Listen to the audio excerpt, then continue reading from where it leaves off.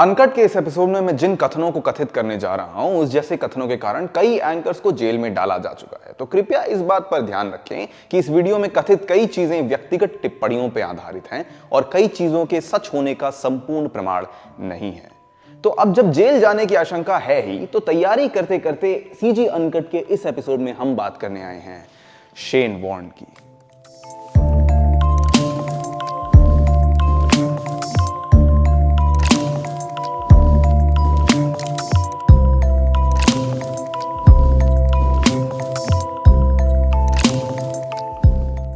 Shane Warne एक ऐसे व्यक्ति हैं जो क्रीज पे जितने मशहूर हैं, ग्राउंड के बाहर उतने ही बदनाम भी। कई लोग शेन वॉर्न को महान मानते हैं और कईयों के लिए वो एक बिगड़े हुए अमीर क्रिकेटर से ज्यादा कुछ भी नहीं। शेन वॉर्न की शुरुआत हम्बल थी। वो ना अमीर थे ना मशहूर। उनका शुरुआत से ही स्पोर्ट में इंटरेस्ट था, लेकिन वो क्रिकेट में काफी देर से आए थे। हाई स्कूल में फुटबॉल और टेनिस में एक्सेप्ट ना होने के बाद शेन वॉर्न ने क्रिकेट में हाथ आजमाए और वहीं उन्होंने रियलाइज किया कि वो स्पिन बॉलिंग में बाकियों से कहीं बेहतर है। इसके बाद क्रिकेट में मेहनत करते करते वो इवेंचुअली दुनिया के पहले क्रिकेटर बने जिसने टेस्ट क्रिकेट में 700 विकेट लिए हों। बैटिंग में भी शेन वॉर्न एक इंटरेस्टिंग स्पेसिमेन थे, इकलौते ऐसे क्रिकेटर जिन्होंने 3000 रन से ज्यादा बनाए बिना किसी सेंचुरी के। शेन वॉर्न ने वॉर्न फाउंडेशन की स्थापना भी की थी, जो गरीब बच्चों की मदद करती है। पर शेन वॉर्न को जितना प्यार मिला, वो उतनी ही कंट्रोवर्सी से भी घिरे रहे। Today we count down on the biggest controversies he was a part of, starting with Shane Warne and Steve Waugh. बात 1999 की है, जब वॉर्न एक शोल्डर इंजरी से रिकवर कर रहे थे। वेस्ट इंडीज के खिलाफ इस सीरीज में पहले 3 मैचेस में वो सिर्फ 2 विकेट ही ले पाए थे। सीरीज में 2 टेस्ट हारने पर टीम में टेंशन्स काफी बढ़ी हुई थी, लेकिन स्टीव वॉ के एक डिसीजन ने वॉर्न को उनसे काफी नाराज कर दिया। स्टीव वॉ ने शेन वॉर्न को हटाकर कॉलिन मिलर को फाइनल टेस्ट मैच के लिए टीम में रखा। इसी डिसीजन की वजह से ऑस्ट्रेलिया मैच को ड्रॉ करके फ्रैंक वॉरेल ट्रॉफी को रिटेन कर पाई थी। लेकिन इस इंसिडेंट के बाद शेन वॉर्न ने कई इंस्टेंसेस पे स्टीव वॉ को एक सेल्फिश प्लेयर कहा था। उन दोनों के बीच में दरार बढ़ती ही गई और इन दोनों की ऑफ स्टेडियम फ्रेंडशिप कभी रिकवर नहीं कर पाई। पर रिसेंटली 2020 में वॉर्न ने फिर से इस लड़ाई को लोगों के ध्यान में लाया, जब उन्होंने एक्स या फॉर्मली ट्विटर पे एक पोस्ट पे कमेंट किया जिसमें यह दिखाया गया कि स्टीव वॉ 104 रनआउट्स में इन्वॉल्व थे। फॉर कॉन्टेक्स्ट, क्रिकेट में रन्स लेना एक काफी टैक्टिकल डिसीजन होता है, जिसमें साउंड जजमेंट बहुत ही इंपॉर्टेंट है। और कई इंस्टेंसेस में स्टीव वॉ ने तब रन लेने की कोशिश की जब रन्स लेना काफी रिस्की हो सकता था, लेकिन फिर भी दोनों के बीच में म्यूचुअल रिस्पेक्ट थी। For the record again, and I've said this 1000 times, I do not hate Steve Waugh at all. FYI, I picked him in my all-time best Australian team recently. But Steve was easily the most selfish cricketer that I ever played with.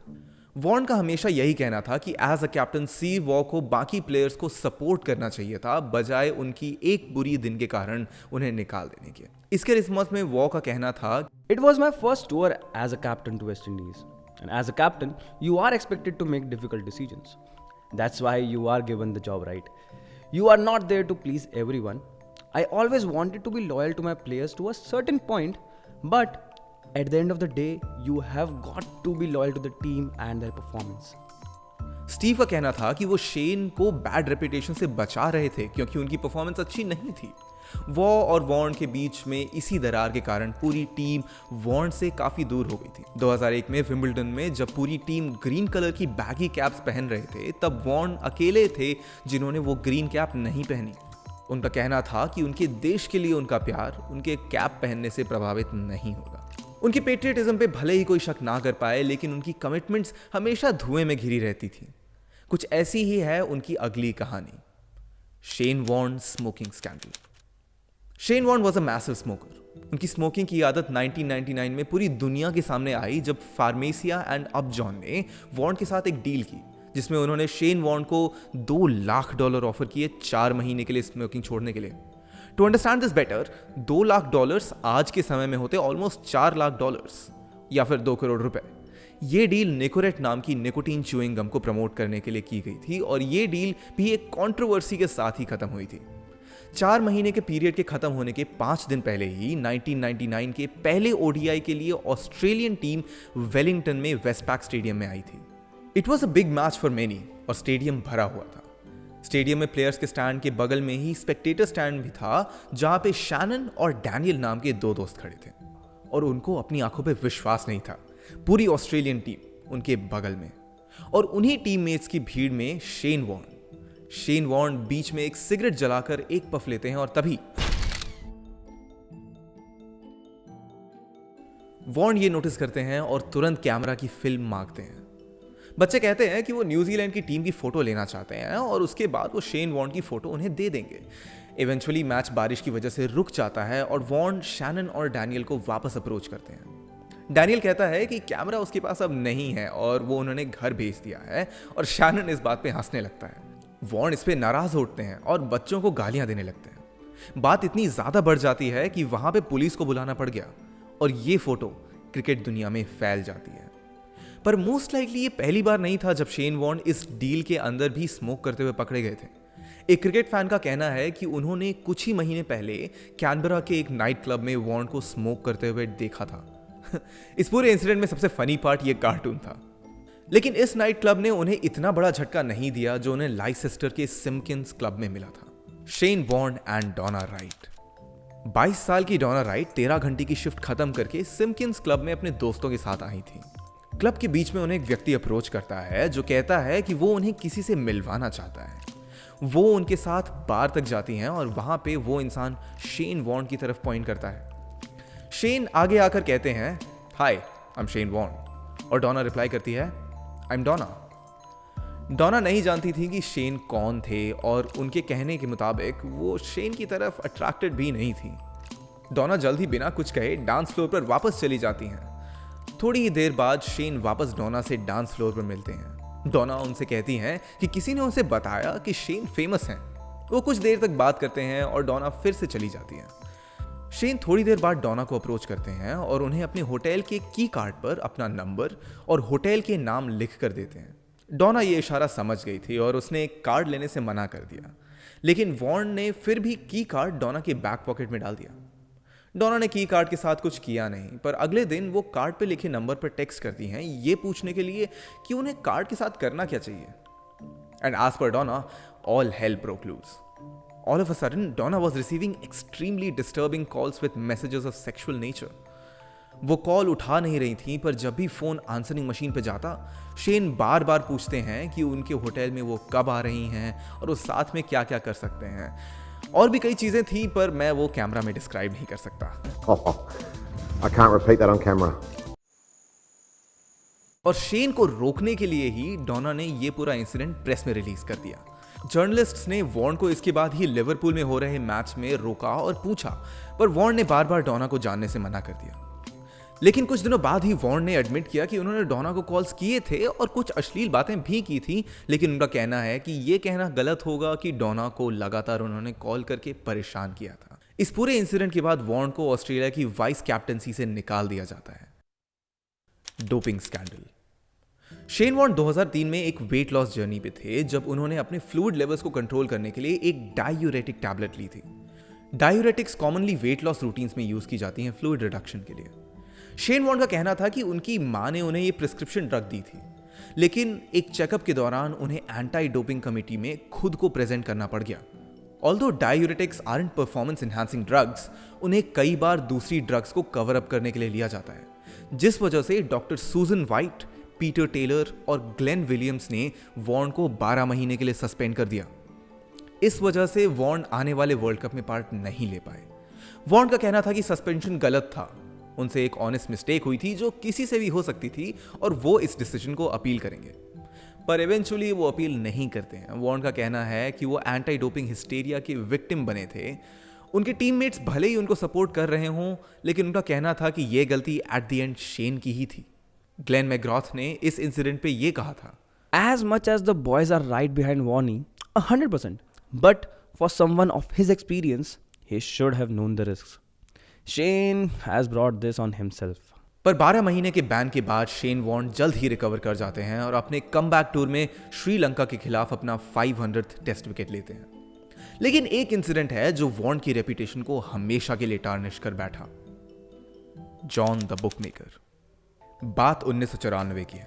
जब Shane Warne Sri Lanka के tour पे थे, Australian team Colombo में Oberoi hotel में रुकी हुई थी और उसके पास ही एक कसीनो में शेन वॉर्न और स्टीव वॉ अक्सर जाया करते थे। ऐसे ही किसी रात को शेन वॉर्न कसीनो पे $5,000 गवा बैठते हैं। इस बात पे एक अपॉर्चुनिस्टिक आदमी की नजर पड़ती है। इस इंसान का नाम जॉन था। शायद इस इंसान का नाम कभी कंफर्म नहीं हो पाया, तो पॉपुलर मीडिया में ये जॉन के नाम से ही जाना जाता है। John was a very wealthy Indian man whom apparently Steve knew.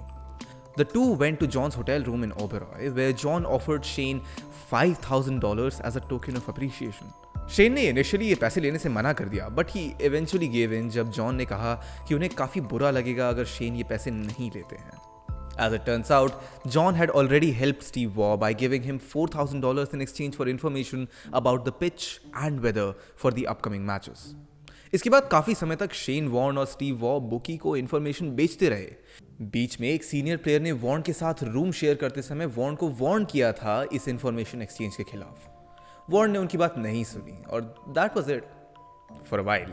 तो अब बात आई 1995 में और क्रिकेट दुनिया में मैच फिक्सिंग और बेटिंग न्यूज पर छाई हुई थी। सिडनी मॉर्निंग हेराल्ड में फिल विल्किंस ने यह रिपोर्ट किया था कि टीम में स्टीव वॉ और शेन वॉर्न को एक पाकिस्तानी प्लेयर ने अप्रोच किया था मैच फिक्सिंग के लिए। इस पाकिस्तानी प्लेयर का नाम सलीम मलिक था। इस इंसिडेंट के बाद ऑस्ट्रेलियन क्रिकेट बोर्ड ने एक प्राइवेट इन्वेस्टिगेशन शुरू की, जिसका एम था ये पता करना कि किन किन प्लेयर्स को अप्रोच किया गया था बेटिंग और मैच फिक्सिंग के लिए। इसी इन्वेस्टिगेशन के दौरान ऑस्ट्रेलियन क्रिकेट बोर्ड को एक लेटर मिलता है जो ये क्लेम कर रहा था कि वॉर्न और वॉ एक बुकमेकर या सट्टेबाज के साथ डील कर रहे थे। Now here's the most controversial part of this controversy. ACB ने ये पूरा इंसिडेंट 4 साल तक छुपा कर रखा था। शेन और स्टीव को $10,000 और $8,000 का फाइन लगाया गया। शेन वॉर्न पे उस समय तक का सबसे बड़ा इंडिविजुअल फाइन लगाया गया था। इसके बाद अगले 4 साल तक ये मामला पब्लिक में नहीं लाया गया। लगभग 4 साल बाद दिसंबर 1998 में द ऑस्ट्रेलियन से मैल्कम कॉन ने जॉन द बुकमेकर की स्टोरी अनकवर की। Malcolm was unaware of Warren's involvement at that point, but it did not take long for the media to uncover the entire story and run it to the headlines. The entire incident was huge. The media was slightly sympathetic, लेकिन fans काफी ज़्यादा disappointed थे। Australian prime minister तक ने publicly state किया था कि ये एक intensely disappointing incident था। Players were even hostile when Warren entered the stadium for the coming test match.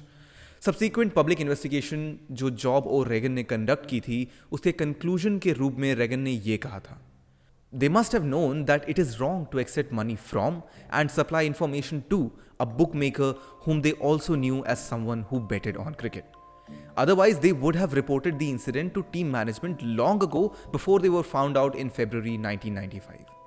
In behaving as they did, they failed lamentably to set the sort of example one might expect from senior players and role models for many young cricketers. इन सारी story से ये पता चलता है कि cricket जैसा एक international sport सिर्फ मैदान पे मौजूद घमासान ही नहीं, बल्कि एक कॉम्प्लेक्स इंटरनेशनल पावर प्ले है, जिसमें पैसा, पब्लिसिटी, एथिक्स और मोरल्स का भी सवाल उठता है। Shane Warne was nothing but a sorcerer on the crease, but his career was a cocktail of life achievements and controversies.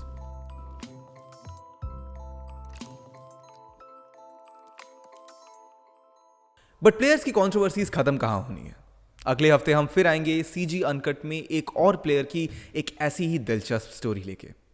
Till then, stay tuned.